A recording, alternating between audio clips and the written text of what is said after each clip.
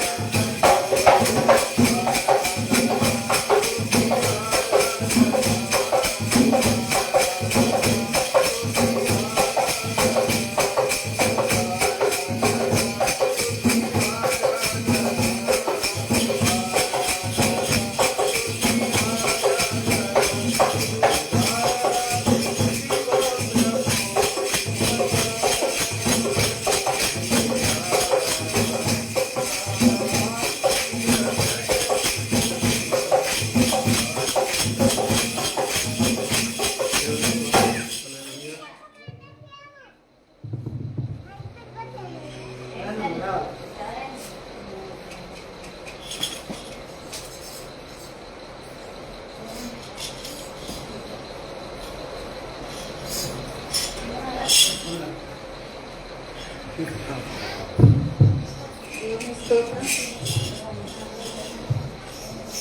నీవు ఓడిపోనయ్యా, నా పక్షానుండగా నీ కృంగిపోనయ్యా, నీవు నా తోడుండగా నీవు ఓడిపోనయ్యా,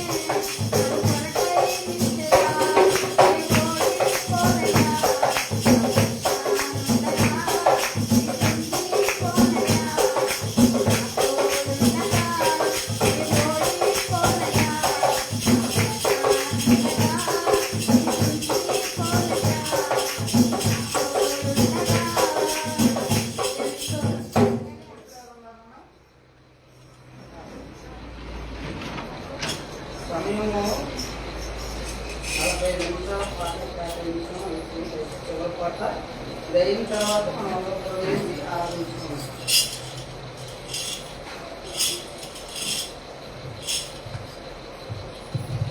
దేవునికి స్తోత్రం. పాడ దేవుని మహిమపరచుగాక. స్థిరపరచువాడవు, బలపరచువాడవు, పడిపోయిన చోటే నిలబెట్టువాడవు, బలపరచువాడవు, స్థిరపరచువాడవు, పడిపోయిన చోటే నిలబెట్టువాడవు, బలపరచువాడవు, హెచ్చించువాడవు, ఆపక్షమును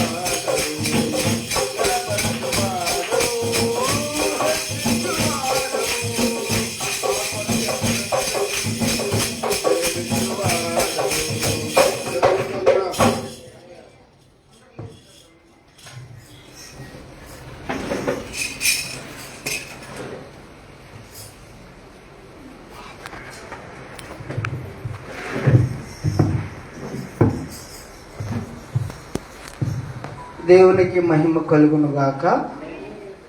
మరి మీరందరూ కూడా సకాలంలో దేవుని యొక్క సన్నిధి కూర్చుని బిడ్డలను బట్టి మీకు ప్రత్యేకమైన వందనాలు. ఇది చాలా ప్రాముఖ్యమైనటువంటి విషయం కనుక మనమందరము కూడా దేవుని సన్నిధిలో ఆరాధనలో ఆయనకి ఇష్టలుగా మనం ఉండవలసినదిగా దేవుని ప్రార్థిస్తున్నాం. దేవుని స్తోత్రం. దయచేసి అల్లరి చేయొద్దు, చిన్నపిల్లల్ని అల్లరి చేయకుండా దేవుని బిడ్డలారా మీరందరూ కూడా దేవుని సన్నిధిలో జాగ్రత్త కలిగిన వారిగా ఉండవలసినదిగా దేవుని కోరు ప్రార్థిస్తున్నాం. తండ్రి యొక్కయు కుమారుని యొక్కయు పరిశుద్ధాత్మ యొక్కయు నామమున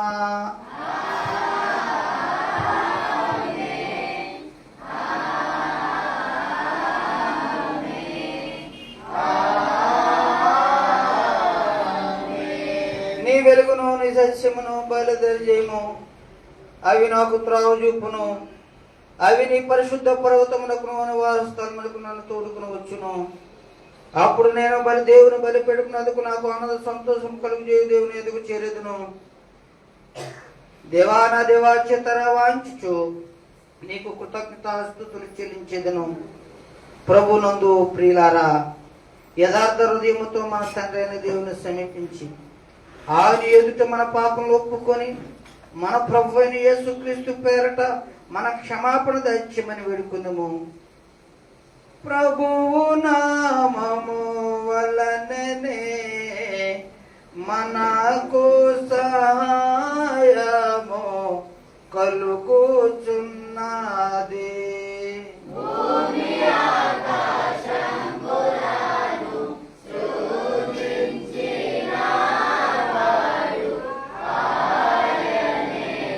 ప్రభువు సన్నిధిని నా అతిక్రమములు నేను ఒప్పుకొందుననుకుంటిని.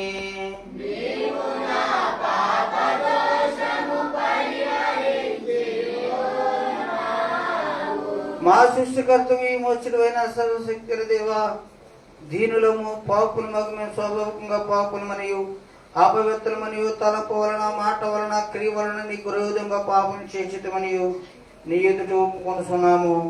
కావున మేము మా ప్రభు అయిన యేసుక్రీస్తు నిమిత్తమున నీ కృపను వెతుకుచు వేడుకొనుచు మృతి లేని కనికరమ గల నీ యొద్దకు ఆశ్రమంలోకి వచ్చి ఉన్నాము.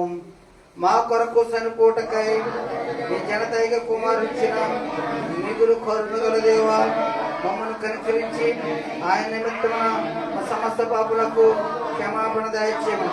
మేము నీ కృప చేత నిత్య జీవం పొందినట్లు నిన్ను గూర్చి నీ చిత్తమును గూర్చి సరైన జ్ఞానమును నీ వాక్యమునకు తగిన విధేయతను మా యందు నీ పరిశుద్ధాత్మ వలన వృద్ధి పొందింపమని మా ప్రభువైన యేసుక్రీస్తు ద్వారా వేడుకొనుచున్నాము.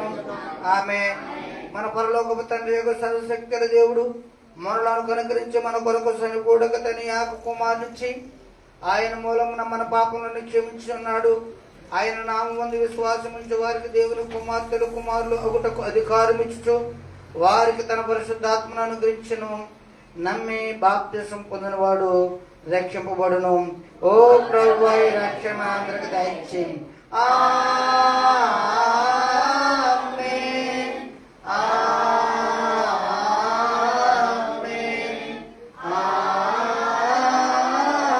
ఆమేన్. తండ్రికి కుమారునికి పరిశుద్ధాత్మకును ఆదియందు ఇప్పుడు ఎల్లప్పుడూ యుగాయుగము రానుండునట్లు మహిమ కలుగును గాక. ప్రభువా మమ్మును కనికరింపుము.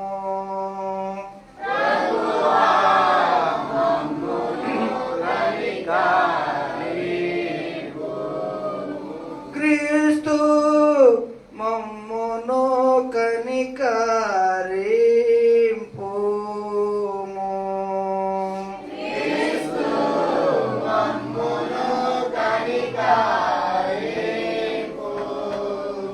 ప్రభువా మమ్మును కనికరింపుము.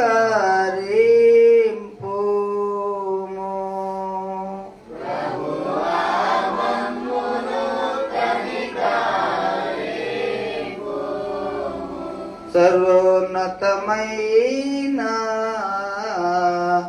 వాణిలో దేవునికి మహిమా.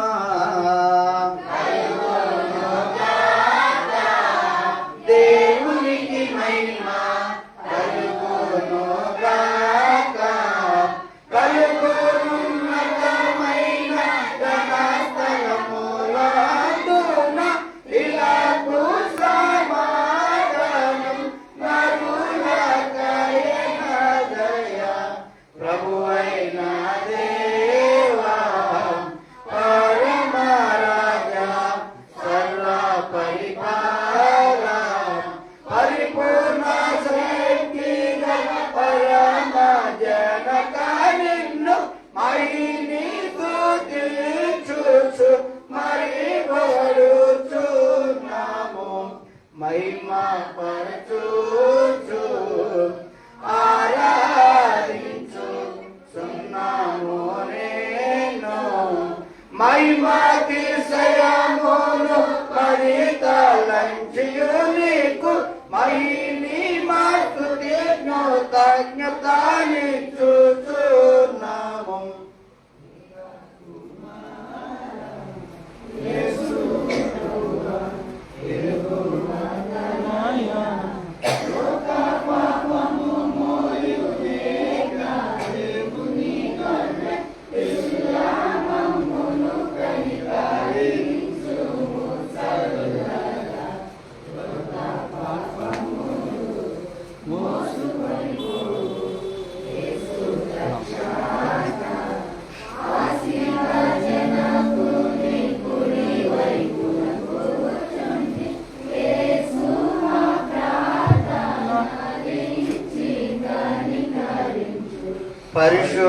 పరిశుద్ధుడావు ప్రభుడవు నీవు ప్రభువైన క్రీస్తు.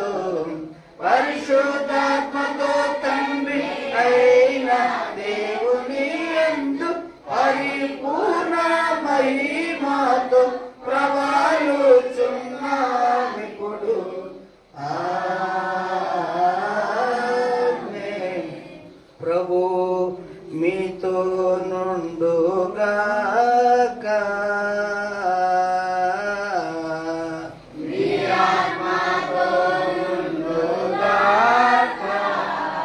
దైవ గ్రంథముల నుండి కీర్తనాకారుడు రచించినటువంటి కీర్తన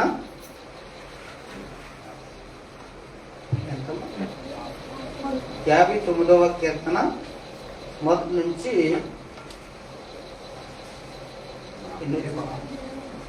17 వచనాలు చదువుకున్నాము.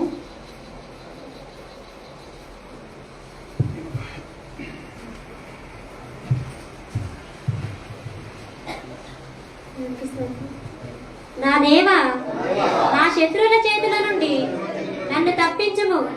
నా మీద పడివారికి చిక్కకుండా నన్ను ఉద్ధరించుము. పాపము చేయవారి చేతిల నుండి నన్ను తప్పింపుము. రక్తాపరాధముల చేతిల నుండి నన్ను రక్షింపుము. నా ప్రాణము తీయవలనని వారు పొంచి ఉన్నారు. యెహోవా నా దోషమును బట్టి కాదు, నా పాపమును బట్టి కాదు, ఊరకయే బలవంతులు నా పైని పోగుపడి ఉన్నారు. నా యందు ఏ అక్రమమును లేకున్నను వారు పరుగులెత్తి స్థిరపడుచున్నారు. నన్ను కలుసుకొనుటకై మేల్కొనుము.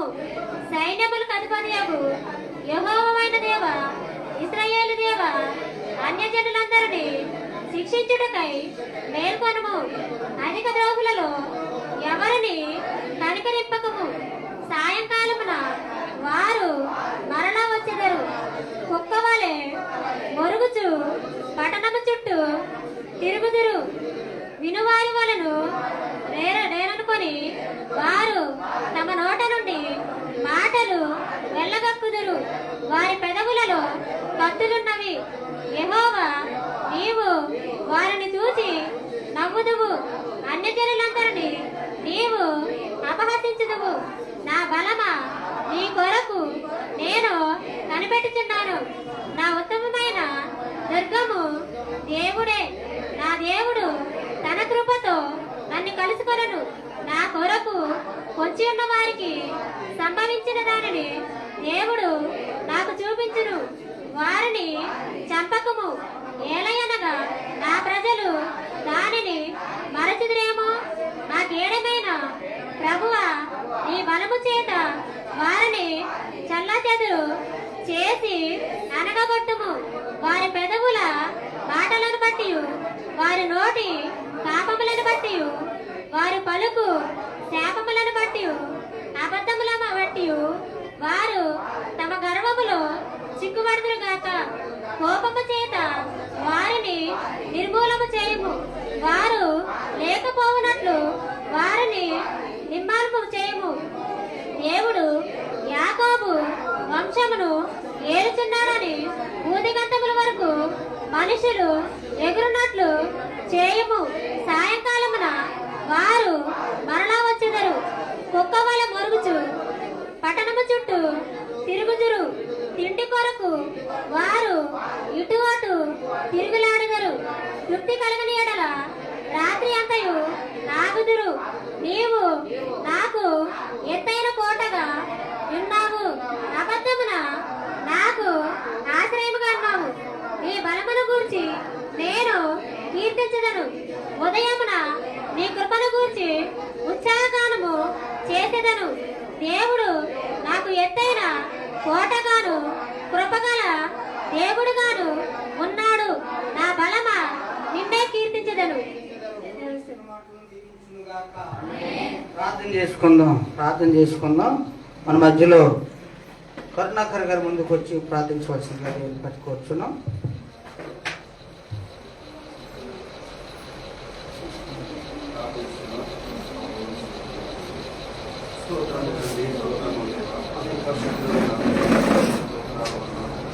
శక్తిమంతుడు, నీతిమంతుడు, యథార్థవంతుడు ఆయన అనుసరిస్తున్న ఒక భాగ్యాన్ని బట్టి మీ దేవాలు అవును రాత్రులు బట్టి ఉన్నామంటే ప్రభావ అది మీ కృప, మీ దయ, మీ దేవానికి వందనాలు. ఎంతో మంది ప్రభావ ధనం ఉన్నవారు, ఆస్తులు ఉన్నవారు, అందచందలు గలవారు, మన్నిస్తున్నగానే ప్రభావ ఈ సజీవమైన లెక్కలో తినే ప్రభావ అందరూ సంఘాన్ని నిలవబెట్టి ప్రభావ ఒక ధన్యమైన సంపూర్ణ సంతోషంగా ఆయా బలము గల దేవానికి వందనాలు. గొప్ప దేవుడు, అద్భుతాలు చేసిన దేవుడు, ఆశ్చర్య కార్యాలు మా జీవితాల్లో చేసిన దేవుడు ప్రభావ దేవానికి వందనాలు. ఆయా ప్రతి బిడ్డని జ్ఞాపకం చేస్తూ ప్రారంభ బిడ్డలు కూడా తల్లి ప్రభావ మేమందరం మేము పిల్లలనే ప్రభావ జ్ఞాపకం చేసుకోగా జీవించండి, ఆశిస్తున్న ప్రార్థిస్తున్నాం కానీ ప్రభావ ఆయన వారు తల్లి ప్రభావ ఆయన మాట ద్వారా కనపరిచిన ప్రభావ ఆయన ఆరాధన ద్వారా కనపరిచిన ప్రభావ ఆయా ప్రభావ ముందుల సమయం ప్రభావ వర్తమాన సమయం ప్రభావ ఆయా గొప్ప విలువైన సమయం ప్రభావ ఆయన వర్తమానాన్ని విని వదిలేసే వారుగా కాకుండా ఆయన విని ధ్యానించి గ్రహించి ఆయా యొక్క భాగ్యాన్ని కొడుతున్న మాకు దయచేయం కావాల్సిన ప్రభావ ఆయా సేవకులు గొడుగు కూడా వినండి, ఆ పరిశుద్ధాత్మను కుమ్మరించండి ప్రభావ. ఈ మాట తండ్రి ప్రభావ మా హృదయాలు తొచ్చుకునే విధంగా తండ్రి ప్రభావ ఆ యొక్క శక్తిని బలాన్ని దయచేయమని సేవలు ప్రార్థిస్తున్నాం తండ్రి ప్రభావ. దేవానికి వందనాలు స్తోత్రాలు చెల్లిస్తూ ఆ ప్రభావ ఈ దేవుడు ప్రార్థన చేసుకొని నా తండ్రి గొప్ప వేసే అది శ్రేష్టమైన నామంలో ప్రార్థన పెట్టుకొచ్చున్నాను తండ్రి. ప్రార్థన చేసినటువంటి సహోదరుడికి ప్రభునామంలో ప్రత్యేకమైన వందనాలు.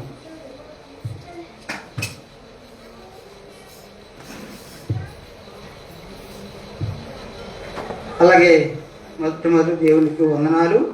అలాగే ఎప్పుడు వచ్చినటువంటి బిడ్డలందరూ కూడా మన ప్రభు అయిన యేసుక్రీస్తు నామములో ప్రత్యేకమైన వందనాలు. దేవుడు మమ్మల్ని దీవించును గాక. మంచిది. మీరు ఎవరన్నా సాక్ష్యాలను పంచుకోవాలి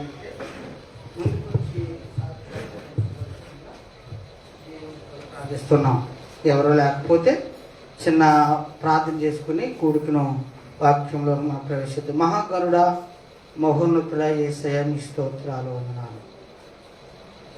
ఇంతవరకు కూడా మమ్మల్ని ఎంతగానో ప్రేమించి ఆదరించి అయా మా పట్ల, మా బిడ్డల పట్ల, మా కుటుంబం పట్ల మా జీవితాల పట్ల నాయన నీ కృప ఎంతగానో మెండుగా ఉంచావు తండ్రి. అయా చదివినటువంటి వాక్య భాగాన్ని బట్టి మీకు వందనాలు. ఆరాధన బట్టి అయా నేను కీర్తనలో ప్రభాని హెచ్చించడం దాన్ని బట్టి నీకు ప్రత్యేకమైన వందనాలు. ఏదేమైనా ప్రభా విశ్రాంతి దినంలో ప్రభా నేను నీ సన్నిధిలో నన్ను మమ్మల్ని అందరిని ఉంచినందుకు మీ స్తోత్రాలు వందనాలు ప్రభా. ఆ విశ్రాంతి దినం అనేది చాలా గొప్ప రోజునైనా దాన్ని నువ్వు ఆశీర్వదించావు, దాన్ని మహిమపరిచావు ప్రభా. అటువంటి దినాన్ని ప్రభా మీరు నన్ను మమ్మల్ని అందరినీ కొన్ని సన్నిధానాన్ని నడిపించారు. అందరిని బట్టి మీకు వందనాలు చెల్లించుకుంటూ కాల సమయంలో ముందున్న కార్యక్రమాలన్నీ కూడా నేను నీ పాదాల ముందు పెడుతున్నాను ప్రభా.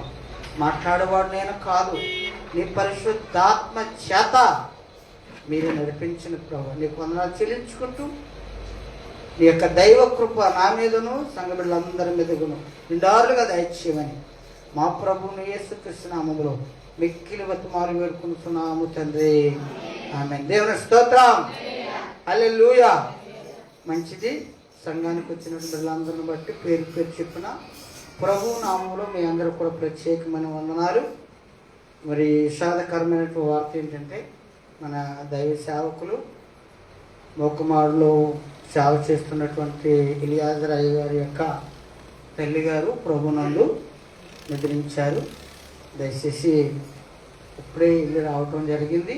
ఏదైనా మీరు ఎవరైనా చూడాలి అంటే మరి 2 గంటల వరకు కూడా ఆ యొక్క భౌతిక దేహం అక్కడ ఉంచబడుతుంది కనుక ఆత్మీయులైన వారు చూడాలనుకున్న వాళ్ళు మీరు వెళ్ళి ప్రార్థన అయిన తర్వాత ఇల్లు చూడవలసినదిగా దేవుని కోరుచున్నాము. రెండోది వాక్యం మొదలుపెట్టిన తర్వాత ఎవరో కూడా దయచేసి మీకు చేతులు జోడించి చెప్తున్నాను, అటు ఇటు బయటికి వెళ్తాం అనేది బంద్ చేయండి. ఆమె అన్న తర్వాతే మీరు బయటికి వెళ్ళండి. ఈ బేసిక్ పాయింట్లు మనం నేర్చుకోకపోతే మన జీవితంలో ఆలకాన్ని చెల్లకపోతే గుణంతాలు మనకి రావు. దయచేసి ప్రేమతో ప్రేమించేవాడు గాయపరుస్తాడట. కొన్ని మాటలు బాధాకరంగా ఉన్నా అది మనకు ఆశీర్వాదకరంగా ఉండటానికే సేవకులుగా పూర్వదేవాడుగా దేవుడు మన మధ్యలో ఉంచాడు కనుక ఇవి మాట్లాడే మాటలు నాయవి కాదు, యెహోవా సెలవిస్తున్నాడు కనుక ఈ మాటలు దేవుడి మాటలు కనుక అవి మనము పాటించాలనేటువంటి ఒక ఆలోచన కలిగి దేవుని వాక్యాన్ని మనం విందాం. మంచిది. సమయము 10:30 అంటే 14 నిమిషాలైంది.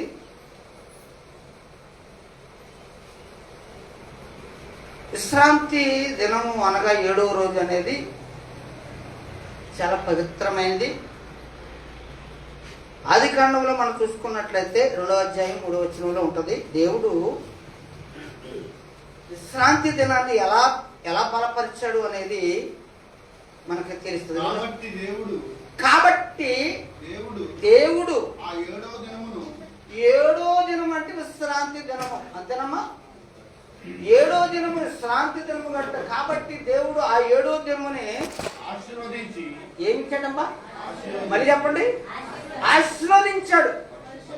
పరిశుద్ధపరిచడి దినాన్ని మనం ఇష్టం వచ్చినట్లుగా లెక్కలేనితనంగా బుద్ధిహీనత కలిగిన వారంగా విశ్రాంతి దినములు మనం ఉండకపోతే ఆయన ఆశీర్వాదాలు ఆయన పరిశుద్ధత మనం పోగొట్టుకునే వారముగా ఉంటాం. నిర్గమాకాండము ఇది మన మెసేజ్ కాదు కానీ రూఢిగా చెప్పిన చాలా మంది విశ్రాంతి దినాన్ని పోగొట్టుకునే తల్లులుగా బిడ్డలుగా ఉన్నారు. వారికి నాకు తెలియజెప్పిదంటే విశ్రాంతి దినములను గొప్పతనం ఏంటి? దేవుని స్తోత్రం. 20వ అధ్యాయం 8వ వచనం. నిర్గమాకాండము 20వ అధ్యాయం 8వ. విశ్రాంతి దినమును ఎలాగంటమ్మా? ఎలా పడితే అలా కాదు. విశ్రాంతి దినమును పరిశుద్ధముగాను ఆచరించుటకు అది చాలన్న. ఏముండాలంట మనకి? అన్ని రోజులు. చాలా మందికి ఆదివారం అన్న సంగతే తెలీదు. నా ప్రియ బిడ్డలకి సిద్ధపాటు పడరు. ప్రార్థన రాకపోని ఎవరు మమ్మల్ని అనేది అనేటువంటి మైండ్ సెట్ కలిగినటువంటి నా తల్లులు తమ్ముళ్ళారని నేను చెప్తుంది ఏంటంటే చాలా ఇంపార్టెంట్ అయినటువంటి దినం దేవుడే దాన్ని ఆశీర్వదించాడు, దానిని మహిమపరిచాడు. నెహెమ్యా గ్రంథం 9:14 ఒక మాట చూసినట్టే చాలా రోజులు చూడగలుగుతాం, కానీ కొన్ని విషయాలు మీకు నేను అర్థం కావాలని నేను టోటల్గా ముగిస్తూ దాన్ని ఎవరిలోకి వెళ్తాను. నెహెమ్యా గ్రంథము 9:14 వారికి పరిశుద్ధమైన వారికంటే ఇశ్రాయేలు కావచ్చు, యూదులు కావచ్చు, వారికి పరిశుద్ధమైన శ్రాంతి దినమును ఆచరింప ఆజ్ఞ ఇచ్చి నీ దాసుడైన మోషే ద్వారా ఆజ్ఞలను కట్టడలను ధర్మశాస్త్రమును వారికి నేను దేవుడు కట్టడలుగా ఆజ్ఞలుగా దేవుడు ఈ యొక్క విశ్రాంతి దినాన్ని అంటే దేవుడిచ్చిన పదాజ్ఞలు ఆజ్ఞ అయి ఉన్నది. విశ్రాంతి దినాన్ని నువ్వు ఆచరించాలి. చివరిగా నెహెమ్యా గ్రంథము 13:15 నుంచి చదవమ్మా. ఆ దినములలో యూదులలో కొందరు అందరూ ఖర్చుని ఆ కొందరులో నువ్వు ఉన్నావేమో ఒకసారి జ్ఞాపకం చేసుకో. నా ప్రీతల్లి, ఆ కొందరులో నువ్వు ఉన్నావేమి? అందరూ ఉన్నారు. అమ్మ ఇలా చేయండి, మీరు మనుషులంక మనుషులు చెప్తే మీకు ఏమన్నా మా ఇంటి చూడండి, వాక్యవంక చూడండి. కొందరు ఉన్నారంటే అక్కడ అందరూ ఉన్నారు. అందరూ కొందరు చేస్తున్నటువంటి పనులు ఏంటి? విశ్రాంతి దినాన్ని. ఆ కొందరులో నా ప్రియ తమ్ముడు, చెల్లి, తల్లి, నా బిడ్డ నువ్వు ఉండకూడదు. ఆ కొందరులో ఆ గుంపులో నువ్వు ఉండకూడదు. చదువు మళ్ళీ ఒకసారి. ఆ దినములలో యూదులలో అందరూ కాదు, కొందరు విశ్రాంతి దినమున ద్రాక్ష తోటలను తొక్కుటయు వ్యవసాయం చేసుకునేవాడు. చదువునా గింజలు కొట్లో పోయిటయు గాడిదల మీద బరువులు మోపుటయు ద్రాక్షారసమును ద్రాక్ష పండ్లను అంజూరపు పండ్లను నానా విధములైన బరువులను విశ్రాంతి దినమున యెరూషలేములోనికి ఇదంతా మీరు చదవండి. 18వ వచనం చదువుతున్నాను. నెహెమ్యా గ్రంథమేనా? నెహెమ్యా గ్రంథంలో 13వ అధ్యాయం 18వ వచనం 15 చదవమ్మా. అంతటి యూదులు ప్రధానులను నేను ఎదురాడి విశ్రాంతి దినమున నిర్లక్ష్య పెట్టుట మీకెందుకు ఈ దుష్కార్యము చేదురు? ప్రశ్న. అక్కడ ఒక పెద్ద మనిషి అడుగుతున్నాడు యూదుల్ని. చాలా మంది శ్రాంతి దినాన్న నిర్లక్ష్యము లెక్కలేని తరముగా ఇష్టానుసారంగా వాడుకునే వాళ్ళు ఉన్నారట. వారితో ఒక భక్తుడు మాట్లాడుతున్నాడు. ఏమన్నాడంటే, యూదుల ప్రధానులను నేను ఎదురాడి శ్రాంతి దినమును నిర్లక్ష్య పెట్టి మీరెందుకు ఈ దుష్కార్యమును చేదురు? తర్వాత మీ పితరులను ఇట్లా చేసి దేవుని ఎదురుండి మన మీదకి మన పట్లమ మీదకి కీడు రప్పించాలి. అంటే విశ్రాంతి దినాన్ని ఆచరించకపోవటం వలన, విశ్రాంతి దినాన్ని దేవుని మందిరానికి రాకపోవడం వలన ఏదో వస్తుందట. అది పూర్వులకు వచ్చిందంట, మన పితరులకు వచ్చిందంట. ఈ రోజున మన పితరులు ఆ శాపాన్ని పొందిన వారు ఎందుకు మీ పూర్వులకి మీద మీరు విశ్రాంతి దినాన్ని నిర్లక్ష్య పెట్టుతారు? శాపం వచ్చింది కదా, వారు అనుభవించారు కదా, అది మీకు తెలీదా? అంతే నమ్మకరా? ఒకసారి మళ్ళీ ఒకసారి ఇక్కడ నేను చెప్తున్నామా, నేను చెప్తాను. ఈ పట్టణము మీదకి నీ కీడు రప్పించలేదా అంటే ప్రార్థనకి రాకపోవటం వలన కూడా కీడే. తప్పకుండా ఒకసారి విశ్రాంతి దినాన్ని ఆచరించకపోవటము కూడా నీకు కీడు, అది నీ బిడ్డలకి కీడు, నీకున్న వ్యవస్థకి కీడు. కనుక రప్పించాలి. అయితే మీరు విశ్రాంతి దినమున నిర్లక్ష్యము పెట్టి ఇశ్రాయేలు మీదకి కోపము మరి అధికముగా రప్పించుతున్నారని చెప్పి తిని. దేవుని స్తోత్రం. కోపము మరి అధికముగా రప్పించుతున్నారని చెప్పి తిని. దేవుని స్తోత్రం. ప్రియ సహోదరులరా, ఎందుకు ఓవరాల్గా విశ్రాంతి దినాన్ని మనం పోగొట్టుకుంటే దేవునికి కోపం కలుగుద్ది. మరి నిర్లక్ష్యం చేయకూడదు అని లేఖనాలు ఇంతగా గంటాపాఠంగా చెప్పున్నాను. మనం ఈజీగా తేలికగా ఈ యొక్క నిర్లక్ష్యం చేసే వారంగా ఉంటే ప్రమాదం ఉంది, తస్మా జాగ్రత్త అని దేవుడు చెప్తున్నాడు. నా ప్రియ సంఘటనలు కూడా అందరూ కూడా శాంతి జ్ఞానంలోనికి మీరు ప్రవేశించండి. దేవుడు మిమ్మల్ని దీవించులాగును, మిమ్మల్ని రక్షలాగును, దేవుడు మిమ్మల్ని కాసి కాపాడును గాక. మంచిది. ఈ రోజుని పోయిన వారం మనం ఏం మాట్లాడుకున్నాం? అన్యజనులు ఎలా అల్లరి నేర్పిస్తున్నారు? అది అన్యజనులు ఎలా అల్లరి చేస్తున్నారు దాని గురించి కొంత వివరణ ఇచ్చాను. రెండోది కీర్తన 5వ అధ్యాయం అమ్మా, 2వ అధ్యాయం 1 నుంచి 5 వచనాలు. దయచేసి కొంత ఇన్ఫర్మేషన్ మీకు నేను తెలియజేసిన తర్వాత వాక్యాన్ని నేను బోధించాలని ఆశపడుతున్నాను. దావీదు గారు దేవునికి చాలా ఇష్టమైనటువంటి భక్తుడు. ఏనండి, నా ఇష్టానుసారుడైనటువంటి మనుషుడు ఎవరు? దావీదు గారు. దేవుడే కితాబు ఇచ్చినటువంటి వ్యక్తి. ఉండరు కదా. ఎంత భక్తిగా ఉంటే దేవుడే అంత మంచి సాక్ష్యాన్ని దావీదు గారి గురించి చెప్తారు. ఈ రోజుని ఒకరి గురించి ఒకరు సాక్ష్యం చెప్పాలంటే ఎంత మంచి బ్రతుకును బ్రతికితే అంటే మంచి సాక్ష్యాన్ని మనము పొందవచ్చు. దేవుని బిడ్డలమైన మనకి సాక్ష్యం చాలా ఇంపార్టెంట్. సాక్ష్యం అనేది చాలా ప్రధానమైనది. ఎవరి సాక్ష్యాన్ని వారు ఏం చేయాలి? కాపాడుకోవాలి. దేవుని స్తోత్రం. అంటే అజాగ్రత్తగా మనము మన సాక్ష్యం విషయంలో మనము అజాగ్రత్త కలిగిన వారిగా మనం ఉండకూడదు. దేవుని స్తోత్రం. దావీదు గారి గురించి దేవుడే నా ఇష్టానుసారుడైన మనుషుడు అనేటువంటి కితాబు ఇచ్చినటువంటి దేవుడు. మరి దావీదు గారి యొక్క నెగిటివ్ యాంగిల్లో మనం చూసినట్లయితే, పాజిటివ్ కాదు కానీ నెగిటివ్ యాంగిల్లో చూస్తే మరి ఆత్మీయంగా చాలాసార్లు ఈయన పడిపోయాడు. ఆత్మీయంగా చాలాసార్లు పడిపోయాడు. మీరు అడగచ్చు, క్రైస్తవులుగా మనం కూడా చాలాసార్లు పడిపోతూ ఉంటాం. పడిపోయిన తర్వాత తప్పు తెలుసుకుని మరలా మనం ఏం చేయాలి? మరలా దేవుని దగ్గరికి రావటానికి ట్రై చేయాలి. తప్పు తెలుసుకున్న తర్వాత మరి రక్షించబడిన తర్వాత కూడా మరి పాపం చేస్తే ప్రశ్న. బాప్తిసం తీసుకున్నాం, మారు మనసు పొందాం. ఈ చేసిన తర్వాత రక్షించబడిన తర్వాత కూడా పాపం చేస్తే దానికి ప్రతిఫలం ఏంటంటే, ప్రియమైన సహోదరులు మీరు అనుకోవచ్చు, రక్షించబడిన మనం ఎవరైనా తెలుసో తెలుకో పాపం చేసేస్తే డైరెక్ట్గా నరకంలోకి వెళ్ళిపోతామని మీరు అడిగితే నేను డైరెక్ట్గా చెప్తున్నాను, వెళ్ళము అని చెప్తున్నా. దేవుని స్తోత్రం. రక్షించబడినటువంటి బిడ్డలు ఎవరైనప్పుడు కూడా తెలుసో తెలుకో అవరోధాలు మరి దేవునికి ఇష్టమ కానిటువంటి పాపం జోలికి వెళ్ళినప్పుడు, ఒకవేళ దేవుడు వెంటనే రక్షించబడినప్పటికీ కూడా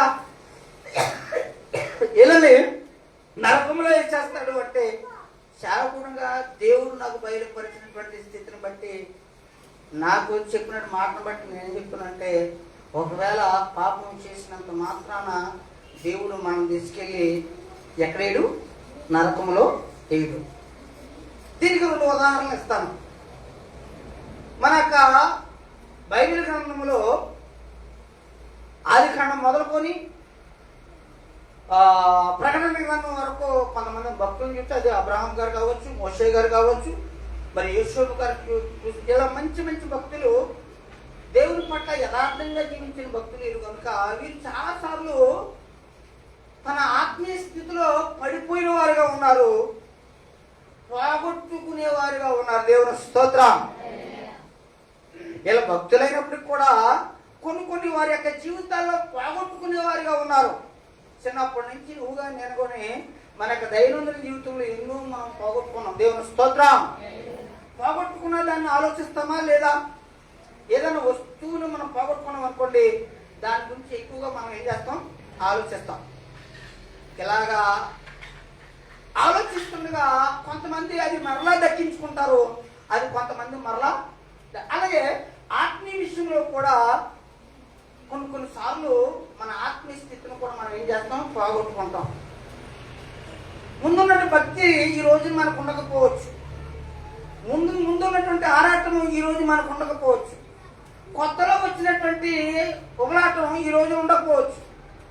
అంటే మొదటి ఉన్నది ఈ రోజుని నీ జీవితంలో నా జీవితంలో ఎందుకు లేదు? నన్ను కూర్చోరా, ఎందుకు లేదు అంటే దయచేసి మనం పోగొట్టుకుని ఉండొచ్చేమో. దేవుని స్తోత్రం. చేస్తాను అర్థమవుతుందా?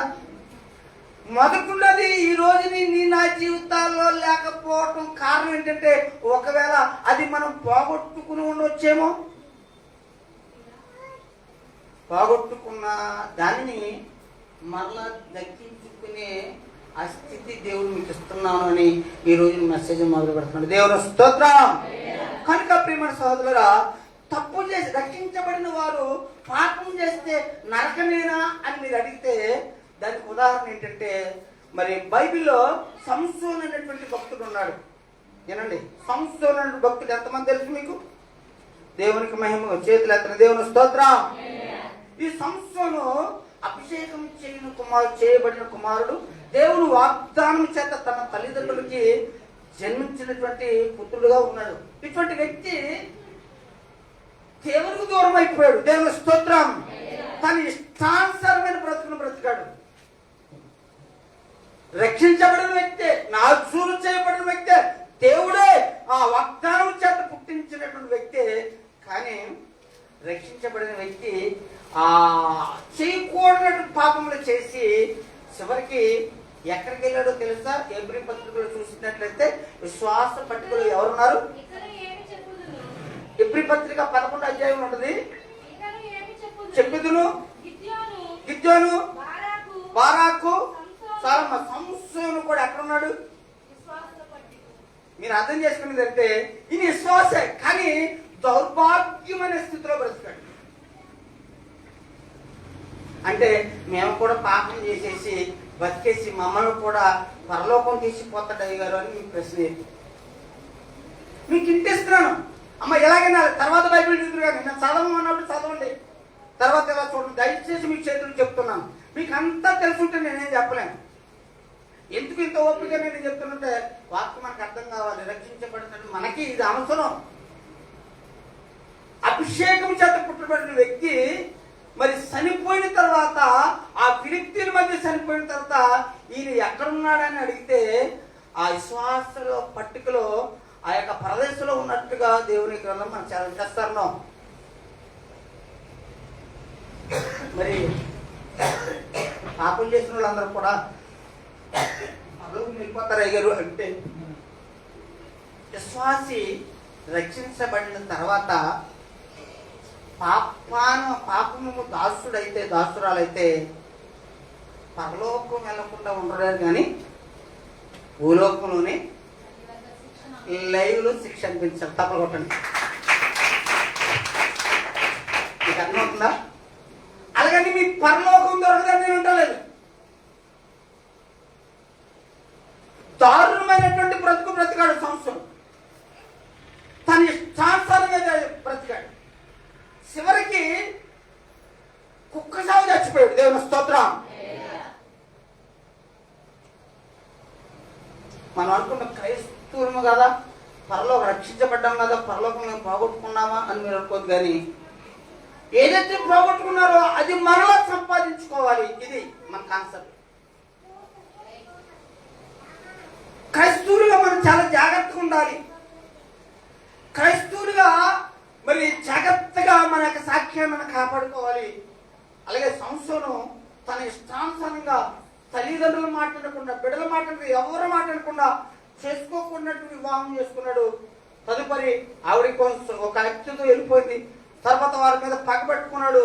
ఎన్నో చేయకూడని పనులు ఎన్నో చేశాడు. కానీ చివరిగా దేవుణ్ణి అడిగాడు, ఏదైతే పొలాన్ని పోగొట్టుకున్నాడో ప్రభువా మరి ఒక్కసారి అని పోగొట్టుకున్నది ఏదో అనేది దక్కించుకున్నాడు. దక్కించుకున్నాడైతే పరలోకం అయితే చేరగలిగాడు. కానీ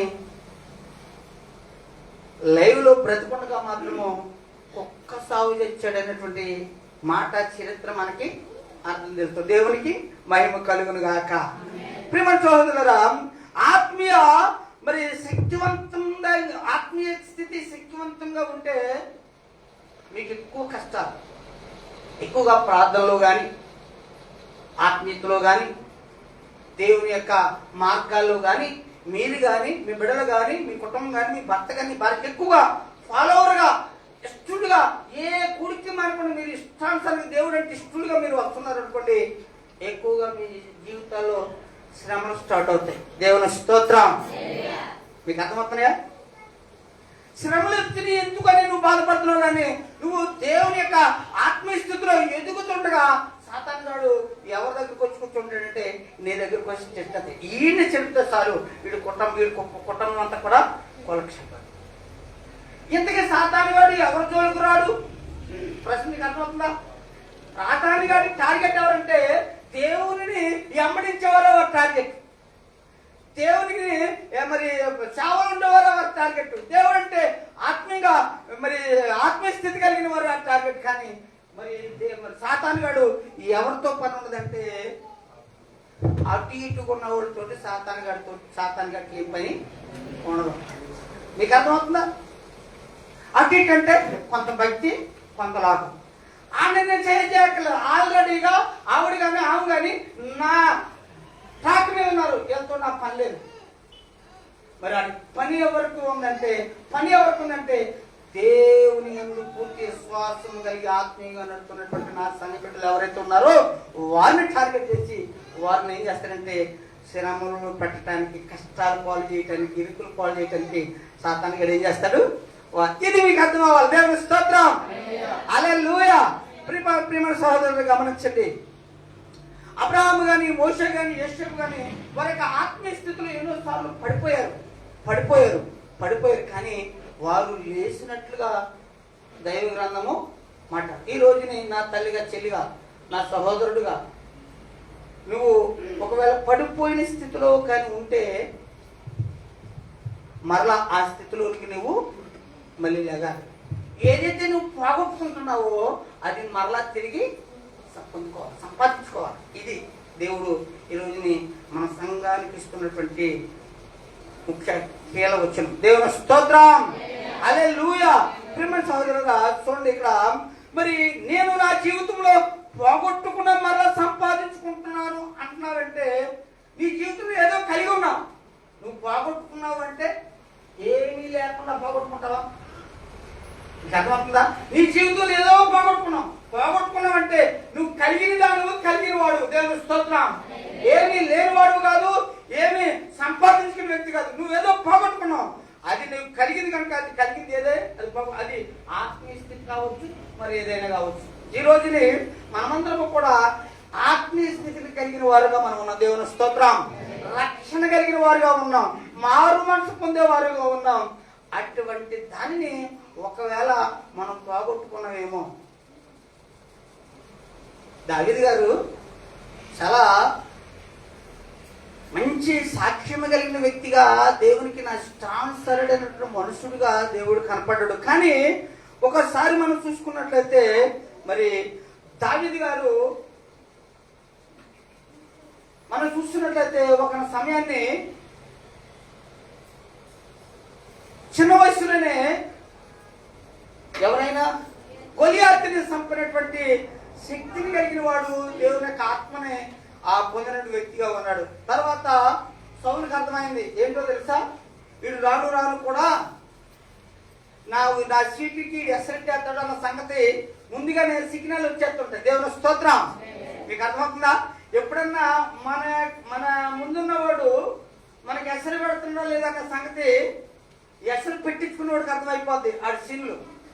ఎందుకు అర్థమని అంటే ఏ తండ్రి అయినా ఏ తల్లి అయినా సరే తమ కుమారుడు రాజు అవ్వాలి, తమ బిడ్డ రాణి అవ్వాలి అని కోరుకుంటారు. కానీ పక్కోడు రాజు అవ్వాలి, ఇంటి ముందు రాజు అవ్వాలని కోరుకోడు. ఇలాగే సౌలు గారు కూడా తన కుమారుడు ఉన్నాడు, ఆయన పేరు యోనాతాను. అయితే సిగ్నల్ ఎలా కనపడుతున్నాయి? ఈ దావీదు గారు రాజు అయ్యేటట్టుగా కనపడుతుంది. ఎందుకంటే దావీదు గారికి సౌలుకి వేల దండాలు, దావీదు గారికి 10,000 వందనాలు అన్నటువంటి ఆ మాట ఎప్పుడైతే వెళ్తాడో వెంటనే సౌలు గారికి ఏమొచ్చింది? అపనమ్మకం వచ్చి నా కుమారుడు రాజు చేయాలనుకున్నాను, కానీ మధ్యలో ఎవడో వచ్చి ఏం చేస్తున్నాడు? నా సింహాసనం ఆశించుకుంటాడు అనేసి ఏం చేశాడంటే కుట్ర చేసి అసలు దేవుడు ఈ దావీదు గారిని సింహాసనం మీద కూర్చోబెడతానని నాకు ఆలోచన వచ్చింది కదా, ఈ దావీదు గారిని లేకుండా చేసేస్తే నా కుమారుడు రాజు అవుతాడుగా అనేటువంటి ఒక ఆలోచన సౌలు గారికి వచ్చింది. దేవుని స్తోత్రం. ఆ రోజు కాడి నుంచి మొదలైంది తరమటం. ఎవరు తరుముతున్నారు? కొడుకు. నేనేం చెప్తున్నాను, మీరు ఏమంటున్నారు? తండ్రి సౌలు కొడుకు తండ్రి లేదా? మరి ఎందుకు చెప్తున్నారు మీరు? వినండి, చెవులు పెట్టి వినండి. ఎప్పుడైతే సౌలు రాజు దావీదు గారు రాజు అవుతాడని తెలుసుకుని తన కుమారుడు రాజు చేయాలని ఆ రాజు అవ్వాల్సినటువంటి దావీదు గారి సంతానానికి అడవులంతా సైన్యాన్ని పంపి ఆ వెతికిస్తూ చంపేయడానికి చూస్తే మరి దావీదు గారు పారిపోయి దాక్కున్నట్టుగా మనం చూస్తున్నాం. ఒకనొక దినాన్ని ఈ సౌలు గారు కూడా సైన్యం కూడా వెళ్ళినప్పుడు సౌలు గారు కలసటేసి ఒక అడవిలో ఒక గృహం ఉంటే ఆ గృహంలోకి వెళ్ళి పడుకుందామనేసి అలసిపోయి సౌలు గారు వారి సైన్యం కూడా వెళ్ళి ఆ గృహంలో పడుకుని అలసిపోయి నిద్రపోతున్నారు. దావీదు గారు కూడా వారి సైన్యంతో కూడా ఏం చేశాడంటే తెలియక ఆ గృహంలో వెళ్దామనేసి ఆ గృహంలోకి వెళ్ళేటప్పటికల్లా మరి సౌలు గారు కావచ్చు, సౌలు గారి యొక్క ఆ సైన్యులు కావచ్చు నిద్రతో ఉన్నారు వీళ్ళందరూ కూడా. వెంటనే వీళ్ళందరూ కూడా దావీదు గారు చూసి దావీదు గారి సైన్యాన్ని రయా నీ చేతికి దొరికాడు, ఈ శాంస పోతే వాడు మరలా దొరకడు. అప్పుడప్పుడు మనం కూడా ఎప్పుడు దొరుకుతాడో చూస్తూ ఉంటాం పక్కల కోసం. నువ్వు దొరుకుతావన్న సంగతి ఎవరికి తెలియదు, నేను దొరుకుతానన్న సంగతి తెలియదు. తీరా సౌలు దగ్గరికి వెళ్ళినప్పటికల్లా సౌలు నిద్రపోతుంటాడు. వీళ్ళు మాత్రం ఎంకరేజ్మెంట్ చంపే రాజు అంటాడు. అయితే ఈయన అంటాడు, అయ్యా ఆయన దేవుని ఏలికగా పనిచేసిన వ్యక్తి, దేవుని చేత అభిషేకింపబడిన వ్యక్తిని, ఆ వ్యక్తిని నేనేమి చేయను, కానీ నేను చంపగలుగుతాను అనే మెసేజ్ ఇవ్వాలంటే తన మీద ఉన్నటువంటి తుండును తీసుకెళ్ళి అయ్యా నేను చంపాలంటే వెంటనే చంపుదును, కానీ నువ్వు దేవుడు అభిషేకించవలసిన వ్యక్తివి కనుక నేను చంపలేదని సౌలుకి ఈ యొక్క మ్యాటర్తో కూడా తెలిసేట్టుగా చేశాడు. దేవుని స్తోత్రం. ఇంతకీ మనం ఆలోచించేది ఏంటంటే దావీదు గారు మంచి హృదయం కలిగిన వాడుగా ఉన్నాడా, దుర్మార్గమైన హృదయం కలిగిన వాడుగా ఉన్నాడా? అయ్యి బాబు ఎంత చెప్పునా మీకు చెప్పండి అమ్మా, నా మంచి హృదయమే కదా. ఇంత మంచి హృదయం కలిగిన వ్యక్తి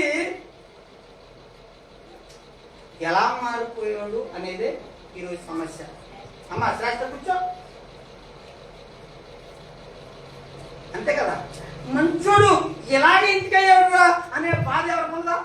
అప్పుడప్పుడు మన మధ్యలో తిరుగుతుంటారు మంచివాడుగా. ఇది వాస్తవానికి బుద్ధి మంచిది, నడవడిక మంచిది, అన్ని మంచి మన మధ్యలో తిరుగుతాడు. మరి ఏం జరిగిందో తెలియదు కానీ వాళ్ళు ఉన్నది వారు ఏం చేసుకున్నారు, దేవుని స్తోత్రం. మరి ఇంత మంచి బుద్ధి ఉన్నటువంటి దావీదు గారు చేతికి దొరికిన శత్రువును కూడా చంపకుండా క్షమించి తెలిసినట్టు మంచి గుణలక్షణాలు కలిగిన దావీదు గారు ఇప్పుడు మనం చూస్తే తన జీవితంలో ఒకటి పోగొట్టుకున్నాడు. దేవుని స్తోత్రం. హల్లెలూయా. ప్రియమైన సహోదరులు గమనించండి, ఏంటి పోగొట్టుకున్నాడు అంటే ప్రియమైన సహోదరులు మన చూద్దాం. ఇంకొక చిన్న ఉదాహరణ మనం చెప్పుకుని మన వాక్యంలోకి వెళ్ళిపోదాం. రాజుల గ్రంథంలో 6వ అధ్యాయం ఉంటది. ఏలియా ఎలీషా అనేటువంటి ఇద్దరు వ్యక్తులు ఉంటారు. ఎవరిలో? గురువు శిష్యుడు. గురువు గారికి అగ్నిరథం వచ్చింది. గురువు గారు అగ్నిరథంతో ఏలియా గారు ఏం చేశాడు, ప్రాణం ఉండగానే ప్రభు దగ్గరికి వెళ్ళిపోయాడు. దేవుని స్తోత్రం. ఎలీషా గారు ఆయన వెళ్ళిపోయిన తర్వాత బైబిల్ క్లాసులకి పెట్టాడు. దేవుని స్తోత్రం. బైబిల్ ట్రైనింగ్ సెంటర్ అని ఒక సెంటర్ పెట్టాడు. ఆ పెట్టినప్పుడు ఆ బైబిల్ నేర్చుకునే విద్యార్థులు ఎక్కువైన తర్వాత కూర్చుంటే స్థలం లేక అందులో ఒక విద్యార్థి వచ్చాడు కదా, అయ్యా మరి స్థలం చూస్తే ఈ పర్ణశాల సరిపోవటం లేదు, ఈ పర్ణశాలను ఇంకా పెద్దగా పెంచాలంటే కర్రల అవసరము, దొలాల అవసరము కనుక మేమందరం వెళ్ళి అడవికి వెళ్ళి కర్రలు నడుపుకుని వస్తామంటే సరేనా మీరు చెప్పింది మంచిదే కదా వెళ్ళండి అంటే ఒక ఆయన అంటాడు అయ్యా మేము వెళ్తాం కానీ మీరు కూడా మా దగ్గరికి రావాలి. మీరు చేయక్కర్లేదు, ఒక కుర్చీ వేస్తాం, మేము పని చేస్తుంటే మా పక్కన కూర్చోండి అనేసి ఎలీషా గారిని కూడా ఆ శిష్య బృందము ఆ ట్రైనింగ్ లో ఉన్నటువంటి బృందంతో కూడా యోర్దాను పక్కన అడుగుకి తీసుకెళ్ళారు. బైబిల్ ఉన్నదే చెప్తున్నాం. తీసుకెళ్ళిన తర్వాత అందులో వీళ్ళందరూ వ్యవసాయం చేసుకునే వాళ్ళు కాదు, కూలికెళ్ళే వాళ్ళు కాదు, కష్టజీవులు కూడా కాదు. వీళ్ళు బైబిల్ ట్రైనింగ్ లో ఉన్నారు, పనేం చేతకాని వారు. అయినా కూడా దేవుని పని కొరకు వారు గొడ్డలో కొత్తలు పెట్టుకుని అడుగుకెళ్ళారు. ఒక ఆయన చెట్టును అడుగుతున్నాడు, వారికి నరకటం కుదరకో ఏంటో కానీ ఆ చెట్టు నరుగుతున్నటువంటి ఆ భూమి గొడ్లే ఆ యోర్దాను నదిలో పడిపోయినప్పుడు వాడు బాధపడుతూ వచ్చి ఎవరికైతే చెప్పాలో వానికి చెప్పాలి. ఎవరు చెప్పాలి? ఎలీషా గారు చెప్పాడు. దేవుని స్తోత్రం. చెప్పినప్పుడు అయ్యా ఈ గొడ్డలు నాది కూడా కాదు, ఎవరితో ఎరువు పట్టుకొచ్చాను, అందులోకి ఈ గొడ్డల చేత నేను నరగడం కూడా నాకు పని పెడతాను, నాకు చేత కాదు కనుక అది ఊడి నదిలో పడ్డది, నేను వాళ్ళకి ఏమి ఇవ్వాలని దానికల్లా ఆయన అన్నాడు అయ్యా అది ఎక్కడ పడదో చీపిమన్నాడు. ఇదిగో అయ్యా ఇక్కడ పడ్డదా అన్నాడు.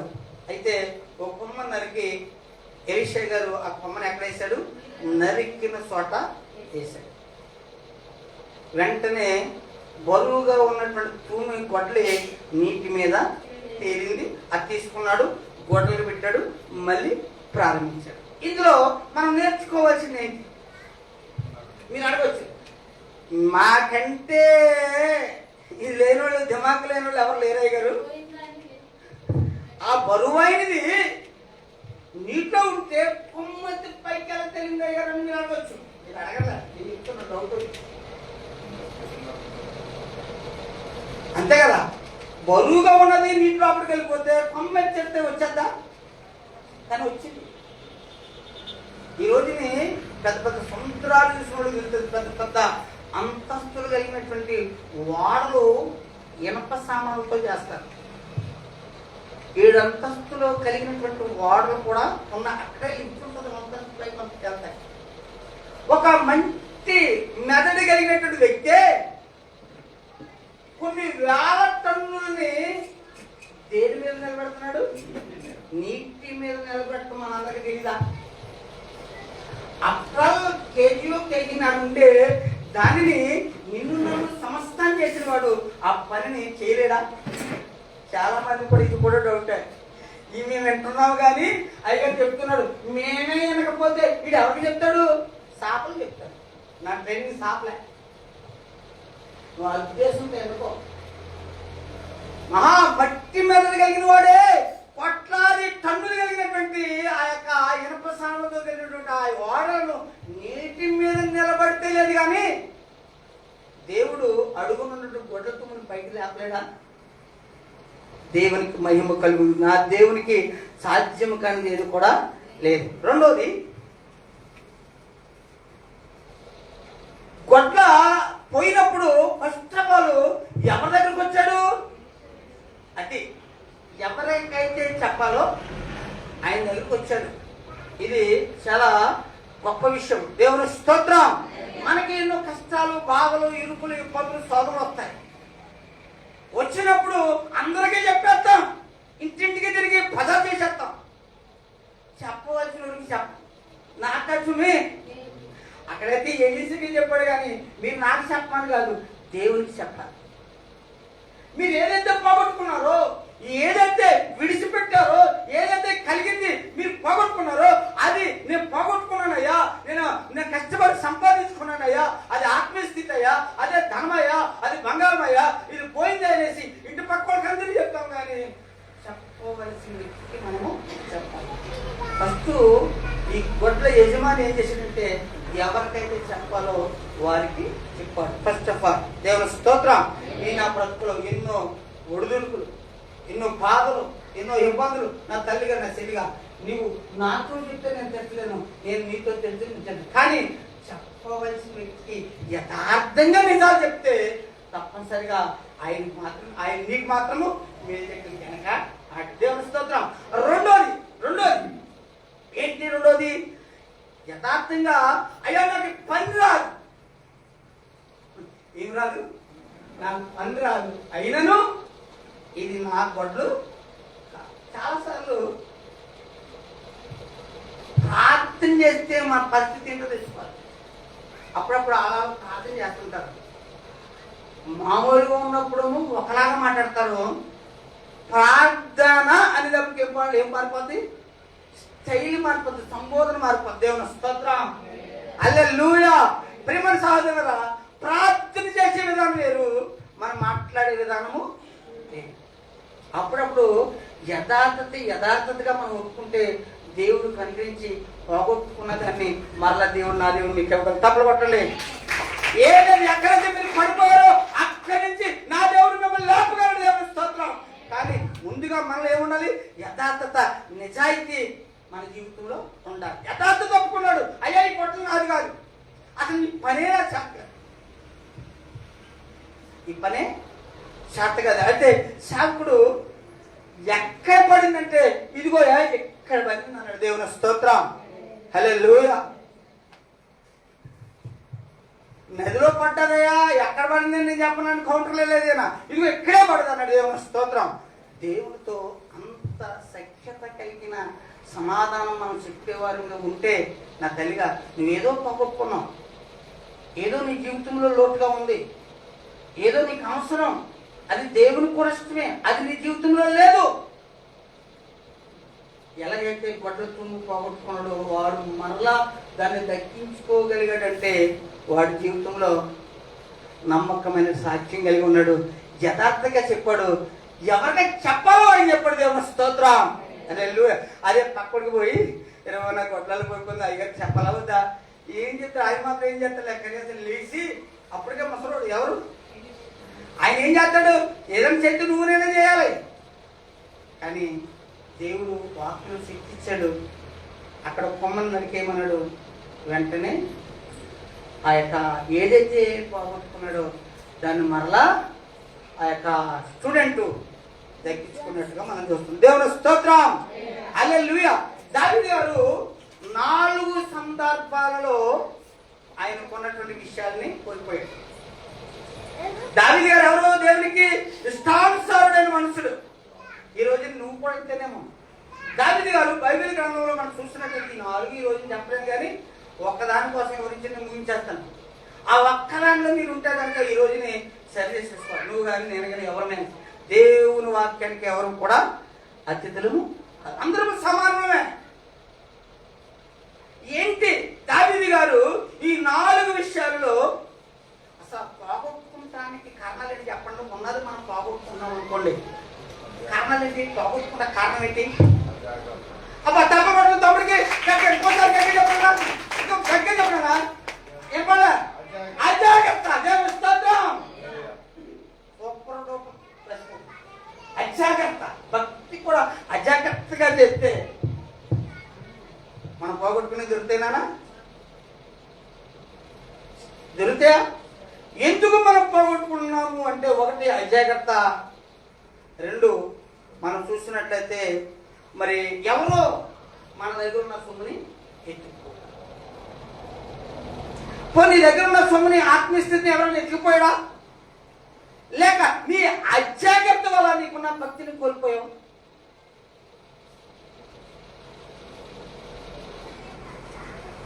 ఎవరు పోగొట్టుకుంటారంటే ఈ స్థితిలో ఉన్నవాళ్ళు, జాగ్రత్త లేని వాళ్ళు, అజాగ్రత్త కలిగిన వారు ఏం చేస్తారు? లెక్కలేని తనముగా ఉన్న భక్తిని కానీ పనిముట్టును కానీ ఏం చేస్తారు? కలిగిందని చేస్తారు. ప్రేమ సహోదరులు గమనించండి, ఈ రోజు నువ్వు కోల్పోయిన దావీదు, మరి దావీదు తిరిగి సంపాదించుకున్నాడు. 4 విషయాల్లో ఆయన కోల్పోయాడు కొన్ని విషయాన్ని తిరిగి ఇలాగా చివరిగా మనం చూసినట్టయితే ఈయన తరమబడుతున్నాడు. ఎంతో ఓపిక కలిగిన వాడుగా, సహనము కలిగిన వాడుగా, ఎంతో ఓదార్పు కలిగిన వాడుగా ఉన్నాడు. ఎన్నిసార్లు తరిమినాను, పారిపోతున్నాడు. కానీ ఉండగా దావీదు గారిలోకి రాకూడదు. ఎంతకాలం ఒప్పు పట్టాలండి పాస్టర్ గారు అని మీరు అడగచ్చు. ఎప్పుడైనా మీ సందర్భంలో ఎప్పుడైనా ఈ ప్రశ్న ఎంతకాలం నుంచి నేను ఒప్పు పట్టేది అనే ప్రశ్న మీ జీవితంలో ఎప్పుడు వచ్చిందా?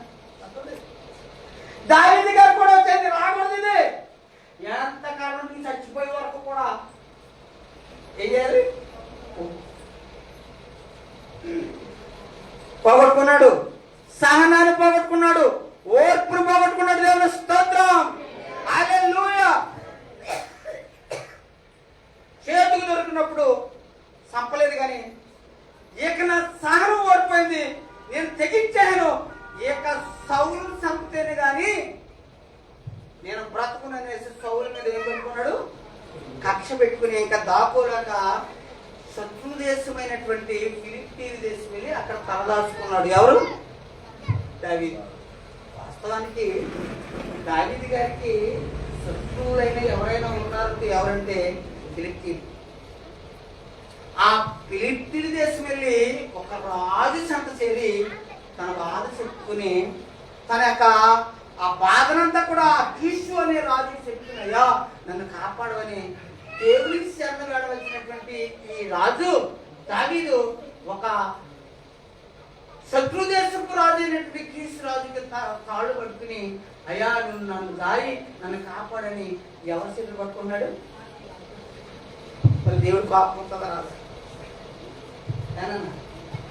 నువ్వు దేవుని బిడ్డగా ఉన్నా, నీవు రాజుగా ఉన్నా, నీవు ఏదన్నా అడగాలంటే నన్ను అడగాలి, కానీ నీకు నాకు శత్రువులైన వాళ్ళ దగ్గరికి వెళ్ళి తాను దాల్చుకుంటానండి, వాళ్ళ కాళ్ళు పట్టుకుంటానండి, వాళ్ళని బాధిస్తానండి.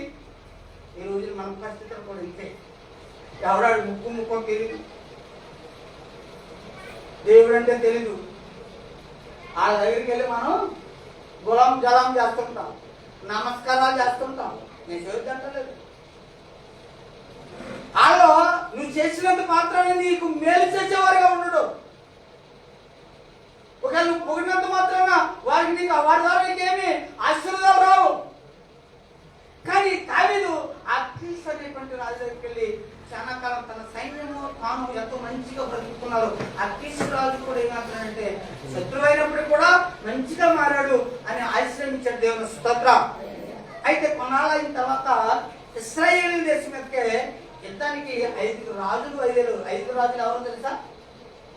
5 రాజులు ఎవరో తెలుసా? ఐగుప్తు రాజులే. చూద్దాం ఒకసారి 29వ అధ్యాయము సమూయేలు గ్రంథం 29వ అధ్యాయము 30 అధ్యాయం. ఈ 2 అధ్యాయాలు మీరు చదివితే నేను చెప్పే స్టోరీ ఎంత ఉంటుంది. దేవుని స్తోత్రం. మీరు ప్రేమ చదవక్కర్లేదు, అలాగే పెట్టుకో. దేవుని స్తోత్రం.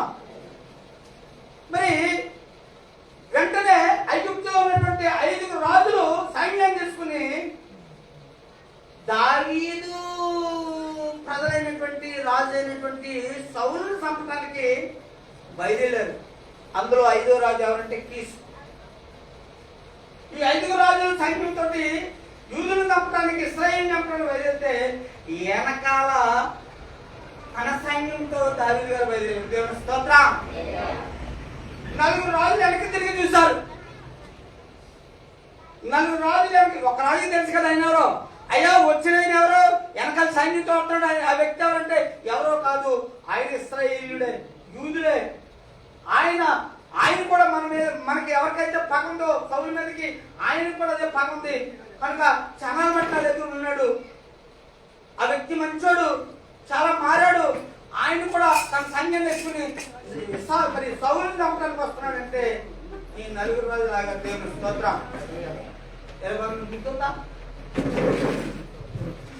ఈడు ఆడు ఒకటే, మనం 5 ఒకటి. వాస్తవానికి సౌలు వేల మందిని చెప్పాడు, దావీదు 10,000 మందిని చెప్పినట్టు వ్యక్తి కదా ఈయన. మన శత్రువే కదా. ఆ శత్రువుని మన పక్షాన ఉండడం నీకు ఎలా తెలుసు? ఒకవేళ దగ్గరికి వెళ్ళిపోతా సౌలును దావీదు గారు కలిసిపోయి మనల్ని ఓడించేస్తే కనుక తీసు నీకెంత మంచోడు అయినా పర్వాలేదు, నీకు మంచోడు కావచ్చు, ఆడిని మాత్రం వెనక్కి వెళ్ళిపోమంట. ఎవరిని? దావీదుని వెనక్కి పోమను. ఆడు వస్తుంది నువ్వు రావద్దు. దేవుని స్తోత్రం. ఏం చేయాలి ఇప్పుడు? ఈ కీస్తురాజు ఏం చేయాలి? చిన్న యుద్ధానికి వెళ్ళాలంటే దావీదు గారిని దేవుని స్తోత్రం. చూడండి, తన ప్రజలైన వారికి తన సైన్యం శత్రువుతో కలిసి తన దేశ ప్రజల్ని చంపడానికి దావీదు గారు తయారైపోయి ఉంటే ఆయన ముందున్నటువంటిది ఏదో చెప్పడమ్మా ఉందా? పోగొట్టుకున్నాడా? ఏంటది పోగొట్టుకున్నది? చేతి దొరికినప్పుడు చంపలేదు ఎవరిని?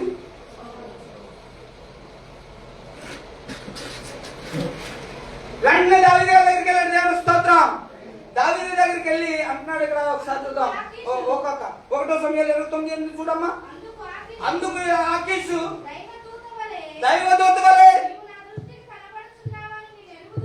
అయ్యా ఆకీషు, నేను ఎంత మంచివాడిని, నా గుణం ఎంత మంచిది, నేను ఎంత ఒప్పుడుగా ఉన్నాను, నేను ఏమైనా అన్యాయం చేశానని దావీదు గారి చేతులు పట్టుకుని వెళ్తాను. ఎవరిని ఆకించేమన్నాడంటే, మరి బాబు నువ్వు దేవదూత కంటే మంచోడు అన్న సంగతి నాకు తెలుసు, కానీ నాకు తెలియదుగా.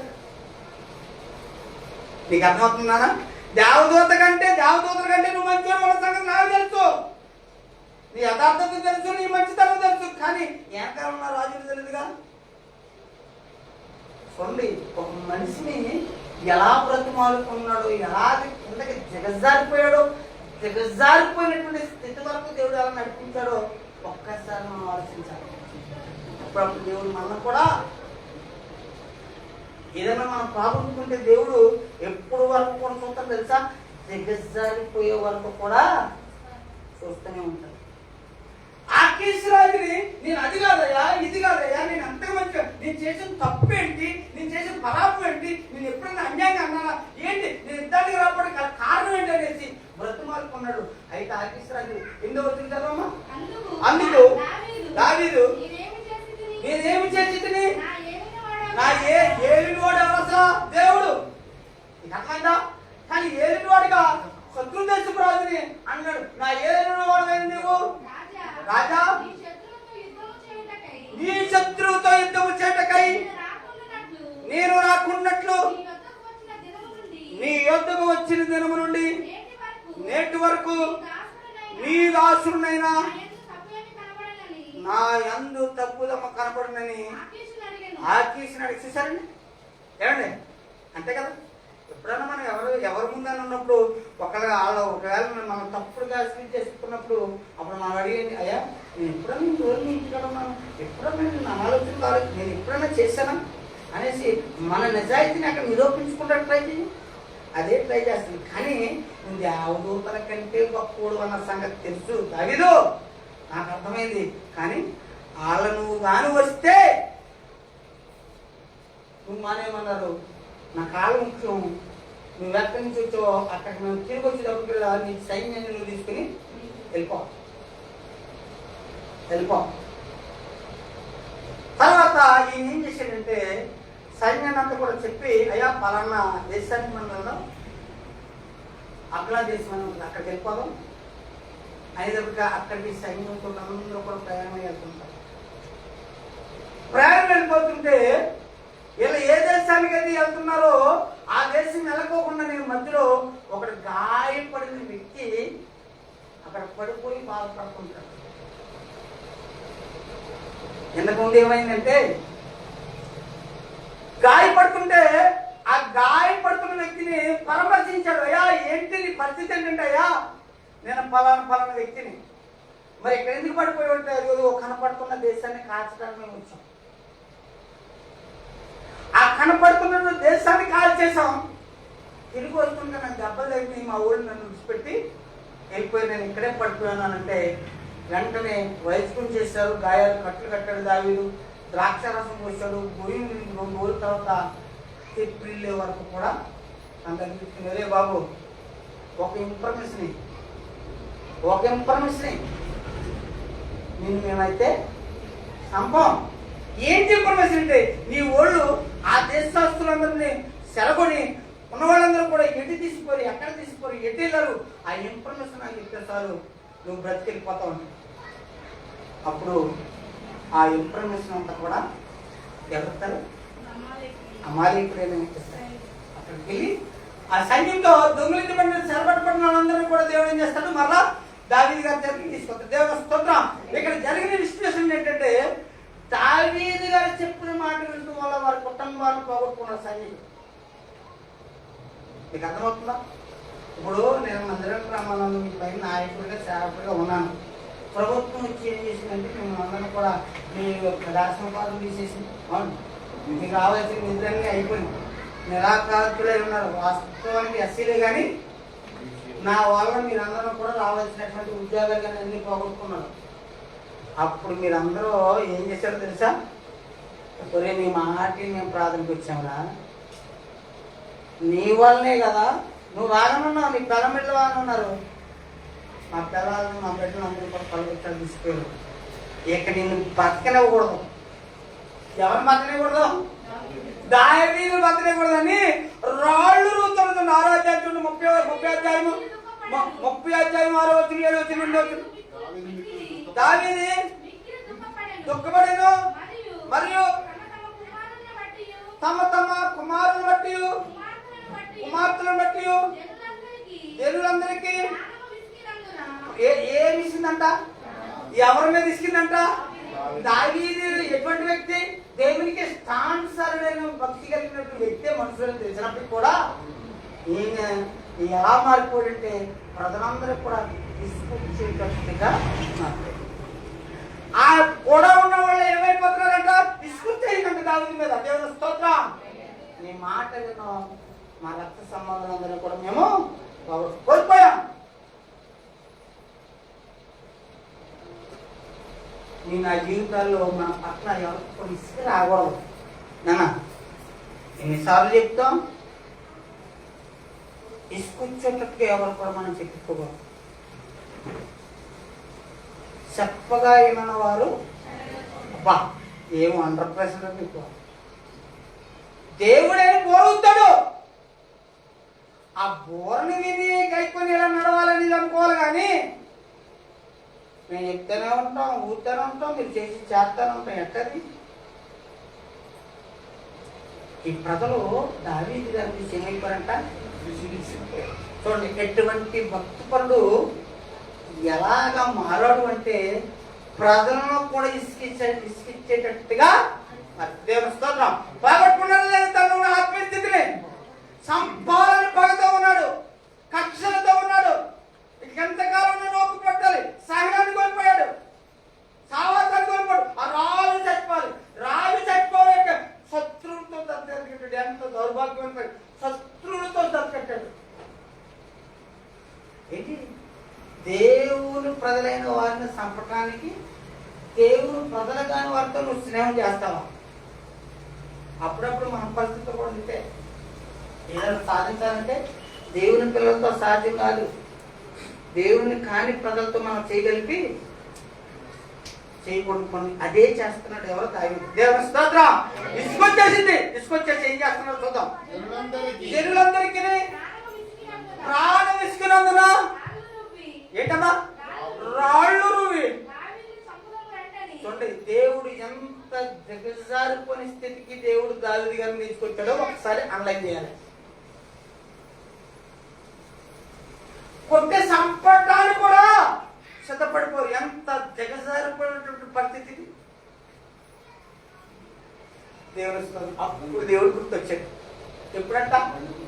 వీళ్ళందరూ బతికితే కుదరరా, వీడు మనల్ని ఇసుకిచ్చాడు బాబు, మనకున్నది బాబు రాళ్ళు అంటే దేవుడు గుర్తొచ్చి దేవుడి మీద ఆధారపడి చదవమ్మ. అక్కడ వెంటనే వారు చెప్పుకోగా దావీదు తప్పండి తానా దేవుడైన యెహోవానే బట్టి ధైర్యం తెచ్చుకున్నాడు. దేవుని స్తోత్రం. ఈ రోజు నీ ఇంటి ముందు నీ ఇంటి వెనకాల ధైర్యం చెప్పేది. పడిపోతే 4 రాళ్ళు వేసి ఇంకా గుంట్లో పడేయటంగా చూస్తారు కానీ ప్రజలు నీకు డ్యాంసులుగా నేను ధైర్యించేది నువ్వు నేను నమ్ముకున్న నా యేసునాథుడే. దేవునికి మహిమ కలుగుగాక. చూడండి, అంత దిగజారిపోయినా దేవుని బట్టి ఏం తెచ్చుకున్నాడట? ధైర్యం తెచ్చుకున్నాడు. దేవుని స్తోత్రం. వెంటనే ఒక మొత్తం ఒక సైనికుడు పిలిచాడు. అయ్యా బలం దిక్కుని ఏ పోతుంది తీసురా. ఎప్పుదంటే మునిపెట్టి ఎప్పుడు దేవుడితో సాదృశ్యం ఉంది, ఎప్పుడుని మునిపెట్టి ప్రభా నేను ఈ పట్టణానికి మా ప్రజలందరూ కూడా పడగొట్టేశారు, వాళ్ళ మీద నేను యుద్ధానికి వెళ్ళొచ్చాను అని దేవుడిని అడిగి వెళ్దాం. అప్పుడు మొదలు పెట్టాడు. అంతకుముందు దాకా కూడా దేవుడిని అడగలేదు, పగొట్టుకున్నాడు. ఎప్పుడైతే రాళ్ళు రోడ్లను ట్రై చేశాడో వెంటనే దేవుడు గుర్తొచ్చాడు. వెంటనే అయిపోతుంది అమ్మనుడు అక్కడ అడుగుతున్నాడు, అయ్యా నేను ఇద్దరికి వెళ్ళమంటారా అని అడిగితే దేవుడు అంటాడు, ఎల్లో నీ పక్కన విజయం వస్తుంది. హల్లెలూయా. చదువునా 7వ వచనం. పిమ్మట దావీదు ఎప్పుడు తెమ్మని యాజకుడగు చెప్పగా అబ్యాతారు తీసుకుని వచ్చాను. ఈ దొండను తరిమిని ఎడల దాన్ని కలుసుకుందునా అని యెహోవా యొద్ద సరే దేవుని దగ్గర సరెండర్ అయిపోయి ఏదైతే పోగొట్టుకున్నాడో దాన్ని మరలా తిరిగి సంపాదించుకునే అవకాశం ఈరోజు నా తల్లిగా చెల్లిగా నీ జీవితంలో మునుకున్నటువంటి భక్తి ఉందా? మునుకున్నటువంటి విజయం ఉందా? మొదట్లో ఉన్న ప్రేమ ఉందా? సఖ్యత ఉందా? ఐక్యత ఉందా? సహవాసం ఉందా? సహోదరి ప్రేమ ఉందా? దాన్ని పోగొట్టుకున్నామేమో. ఈ రోజున అవి మన దగ్గర లేవేమో. పర్వాలేదు నేను ఎలాగొంటాను అన్నారా? అంతే కదా. మీరు చెప్పునా చెప్పకపోయినా నేను ఇలాగే ఉంటాను అని మీరు అనుకుంటున్నారా? దావీదు గారిలాగా ఎప్పుడు వరకు ఉన్నాడు? రాళ్ళు ఇసుకొచ్చేసి ప్రజలకి రాళ్ళతో పుట్టి చంపేద్దాం అన్న వరకు కూడా దేవుడు గుర్తుకు రాలే. ఆ పరిస్థితి వరకు కూడా మన జీవితాన్ని అమ్మా అంతే కదా. ప్రజలందరూ కలిసి రాళ్ళతో తరిమి కొట్టించిన పరిస్థితి మనకు రాకూడదు. దేవుని బట్టి ధైర్యం తెచ్చుకున్నాడు. నేను ఎక్కడైతే పోగొట్టుకున్నా అక్కడ మళ్ళా దేవుడిని అడుగుతూ నేర్చుకున్నాను అనేసి దేవుడిని అడిగాడు. దేవుడు మరలా ఏదైతే పోగొట్టుకున్నాడో అది మరలా దక్కించుకున్నాడు. దేవుని స్తోత్రం. ఈ రోజుని నా ప్రియ తల్లిగా చెల్లిగా 9 వచ్చింది చదువునా, నేను తరిమిన ఎడల దాన్ని కలుసుకుందునా అని యెహోవా యొద్ద దావీదు విచారణ చేయగా యెహోవా తరుము నిశ్చయముగా నీవు వారిని కలుసుకొని తప్పగా ఏంటమ్మా నీ వారినందరినీ రక్షించుకుందని ఏంటమ్మా ఇచ్చిన ప్రకారంగా దేవుడు జయమిచ్చాడు, వాటికి ఇచ్చాడు. నా దేవుడు ఇచ్చిన మాట తక్కువ నా దేవుడు. కానీ నువ్వు నేనైనా ఇచ్చిన మాట తప్పుకుంటామేమో కానీ నువ్వు నేను ఆరాధిస్తున్న దేవుడు ఇచ్చిన మాట తప్పు. కానీ నువ్వు ముందుగా ఎవరి దగ్గరికి వెళ్ళి నువ్వు చెప్పాలో, ఎవరిని అడగాలో అడగకుండా ఉంటే నువ్వు పోగొట్టుకున్న దాన్ని మళ్ళా నువ్వు ఇక్కడ ఫస్ట్ ఆఫ్ ఆల్ ఒక్కసారి ఆయన తక్కువాడు, పోగొట్టుకున్నాడు, మరలా దాన్ని దక్కించుకున్నాడు. కనుక ఈ రోజునే ఒకవేళ నీ జీవితంలో ఏవైతే నువ్వు పోగొట్టుకున్నానని నీ మనసుతో మాట్లాడతావు దాన్ని నువ్వు మరలా నువ్వు దక్కించుకోవాలంటే నువ్వు నా దగ్గరికి కాదు, నేను నీ దగ్గరికి కాదు, మనం అందరం కూడా దేవుని దగ్గరికి వెళ్ళి అయ్యా నేనేం చేయాలి? నా పరిస్థితి బాగాలే, నా కుటుంబ పరిస్థితి బాగాలే, నా జీవన విధానం బాగాలే, బిడ్డల పరిస్థితి బాగాలే. ఏంటి ప్రభువా ఎంతకాలము నేను తట్టుకోలేకపోతున్నానయ్యా, ఈ శ్రమను నేను తట్టుకోలేకపోతున్నానయ్యా, ఇక చాలు అని దావీదు గారి మీద నువ్వు అనుకుంటున్నావా? నువ్వు చనిపోయే వరకు కూడా నువ్వు ఇతరులు నేను ఏం చేయాలి? సహిస్తూనే ఉండాలి. దేవుని స్తోత్రం. హల్లెలూయా. నువ్వు పోగొట్టుకునేది ఏదైనా దక్కించుకోవాలంటే దేవుని కొరకు ఎదురు చూడాలి. ఎంతవరకు చూడాలంటే అంతవరకు చూసి బట్టి దేవుడు స్తోత్రం. అంతేగాని మనం ఈ ప్లాన్లు వేసి అప్పుడప్పుడు మనం సొంత ప్లాన్లు వేస్తాం. కొంతమందిని పోయేసి ఎలా చేద్దాం, అలా దేవుడు ముందు పెట్టడం, దేవుడిని అడగకుండా ఏ ప్లాన్ చేసినా నీ పని పెద్ద జీరో గుండా. దేవుని స్తోత్రం. అగ్నిగుండమే, అగ్నిగుండం కూడా జీరో గుండా అని ఉంటుంది. అది చుట్టూ రౌండ్ సుడిగుండం, అది తమిళ సుడిగుండం. అందులో పెడితే కిందకి ఎక్కమే కానీ ఎప్పుడైనా సుడిగుండంలో పెట్టి పైకి వచ్చి తేపడం అనేది ఉంటుందా? ఫస్ట్ ఆఫ్ ఆల్ సుడిగుండంలో పెట్టాడు తిరుగుకుంటూ మట్టానికి వెళ్ళిపోతాడు. జీవితాలు కూడా సాధారణ సుడిగుండంలో పెడితే ఎక్కడిపోతాం, మట్టు ఉండదు, కిందకే ప్రమాదం వాటి వరకు కూడా దేవుడు నేను పట్టించుకో. నా ప్రియ సహోదరుడా, మాటలు వింటున్నా నీవు నీ మనసులో ఒక్క మాట అయినా నువ్వు చేస్తున్నది ఏంటో, నీ నడక ఏంటో, నీ ఆలోచన ఏంటో, దేవుడు నీకు ఏమిచ్చాడో అది రోజు నీ జీవితంలో ఉందా అని ఎప్పుడన్నా ఆలోచించుకున్నట్లయితే దావీదు గారు వలె ఒక మంచి సాక్ష్యాన్ని కలిగి ఉంటే మరలా ఏదైతే నువ్వు పోగొట్టుకుంటున్నావో అది మరలా దేవుడు నీకు ఇచ్చునుగాక, నీ కుటుంబానికి ఇచ్చునుగాక, నీ బిడ్డలకు ఇచ్చునుగాక, నీ సంఘానికి ఇచ్చునుగాక.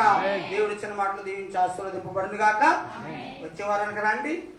రెండోసారి ఎక్కడ పడిపోయాడో మరలా ఎలాగా పడిపోయిన స్థితి నుంచి ఎలా లేచాడో రెండో దాంట్లో మనం మొత్తం సమయం లేదు కనుక త్వరగా మనం అందరూ కూడా మీరు మోకరించినట్లయితే ప్రభు వల్ల పరిచర్య ఇక్కడ ఉంది కనుక మనమందరం కూడా సిద్ధపాటు కలిగిన వారుగా మనం ఉంటే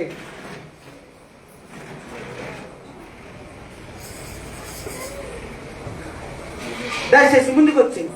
సిద్ధపడిన వారు మాత్రము మా కాళ్ళ మీద ఉంటాడు. ట్రై చేయండి. వీలైతే పెద్దలైతే కుర్చీలను కూర్చోండి.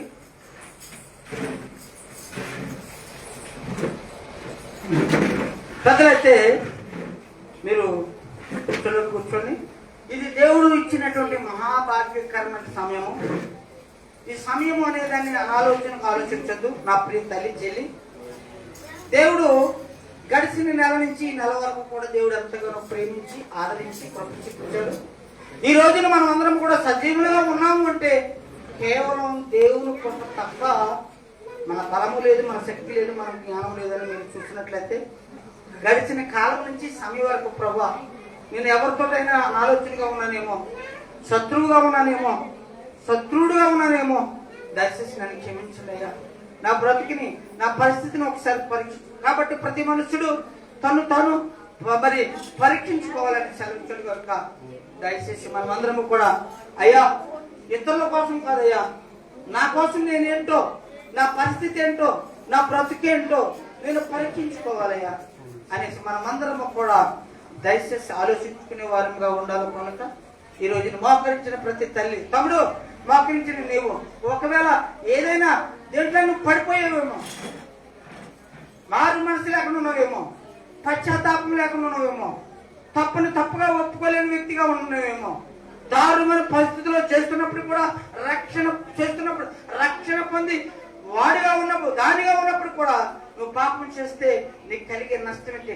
బ్రతికుండగానే లైవ్ లో నువ్వు చేసిన పాపానికి నువ్వు మూల్యం చెల్లించాలని దేవుడు ఈ రోజు మనతో మాట్లాడాడు కనుక ప్రభా అటువంటి దౌర్భాగ్యమైన బ్రతుకుతాయా, అటువంటి స్థితి నాకొద్దాయా.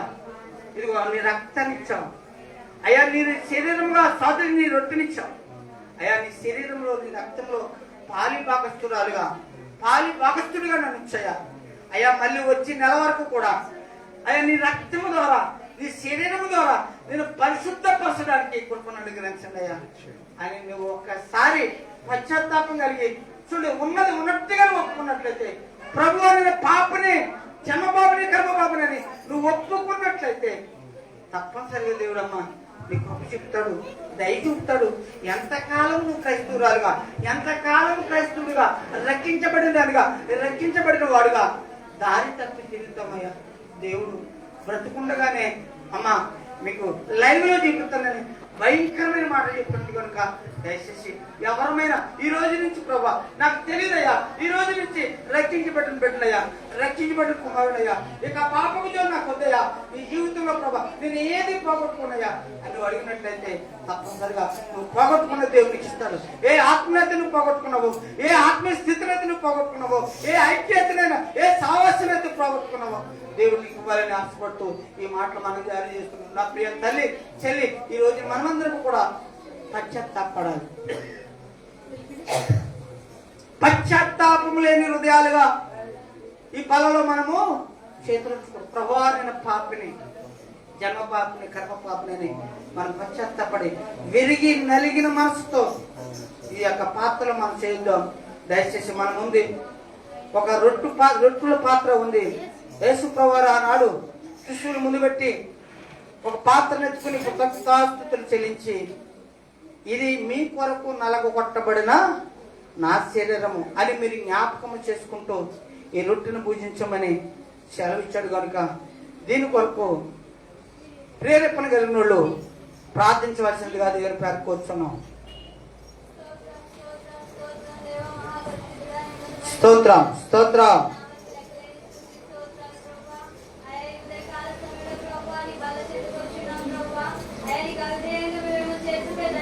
స్తోత్రం స్తోత్రం.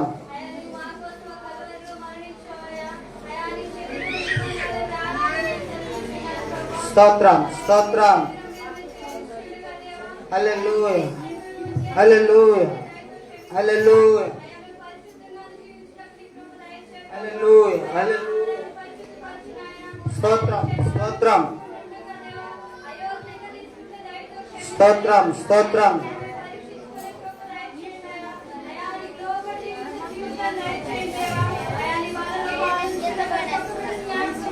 స్తోత్రం స్తోత్రం. హల్లెలూయా హల్లెలూయా.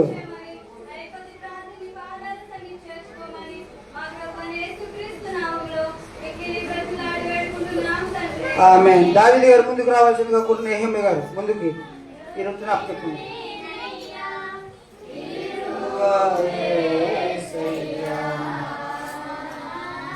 నీ చేతిలో రొట్టెను నీవయ్యా, ఇరుము యేసయ్యా, యేసయ్యా,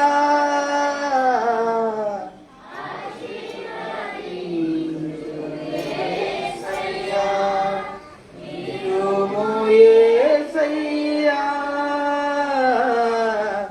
ఆశీర్వది యేసయ్యా, నీ చేతిలో రొట్టెను నీవయ్యా, ఇరుము యేసయ్యా.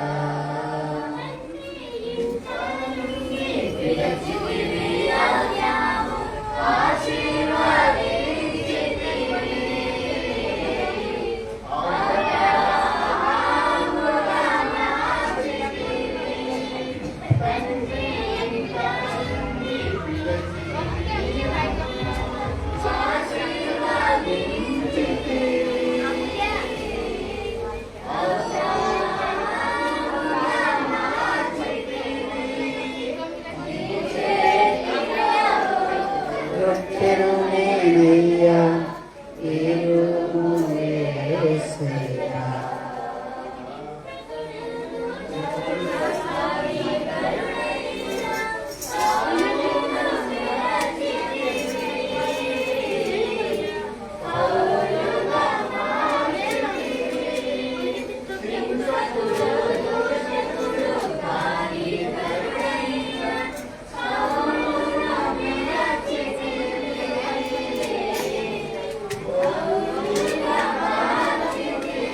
మీకు ఎవరికైనా అందకపోతే మీకు కూడా అస్తాను పాకెత్తండి. రొట్టెను నేనయ్యా, ఇరుము యేసయ్యా, ఇరుము యేసయ్యా.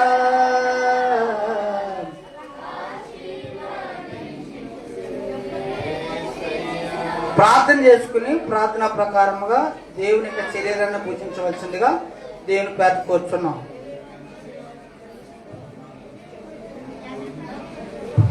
ఆ ప్రకారమే ఒక పాత్రను ఎత్తుకుని కృతజ్ఞతాస్తుతులు చెల్లించి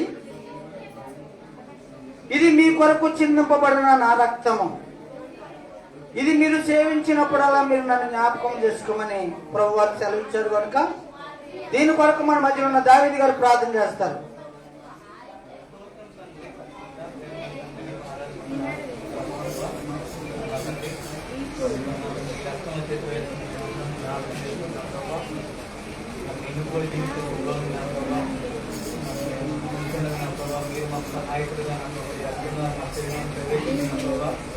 మరి నెలంతా నా ప్రభావ మా దగ్గర క్రియలలో నా ప్రభావ ఆత్మలో పడిపోకుండా ముందు నడుపుతున్నాను ప్రభావ.